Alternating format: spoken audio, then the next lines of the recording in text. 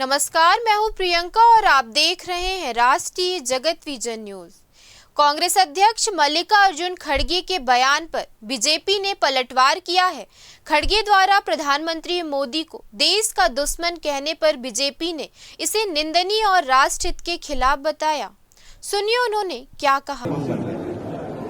वो तो देश देख रहा है ना कौन वास्तव में आज हमारे प्रधानमंत्री जी सबका साथ, सबका विकास, सबका विश्वास और सबका प्रयास इस मूल मंत्र को लेके 140 करोड़ भारतवासियों की रात और दिन चिंता कर रहे हैं। और इसका जिस तरह से पूरे विश्व में भारत का मान और सम्मान बढ़ा है, जिस तरह से आर्थिक रूप में लगातार देश प्रगति कर रहा है। 2014 के पहले जब उनकी सरकार थी 10 वर्षों तक तो स्थिर हो गया था आर्थिक क्षेत्र में हमारा देश 10वें स्थान पर ही था, लेकिन माननीय नरेंद्र मोदी जी प्रधानमंत्री बनने के बाद आज 11 साल में, पहले 10 साल में 5वें स्थान पर लाके खड़ा किए इकोनॉमी के क्षेत्र में। और जब तीसरी बार प्रधानमंत्री बने 11वां साल हुआ तो आज चौथे नंबर में लाके खड़ा कर दिए। ये सब देश देख रहा है।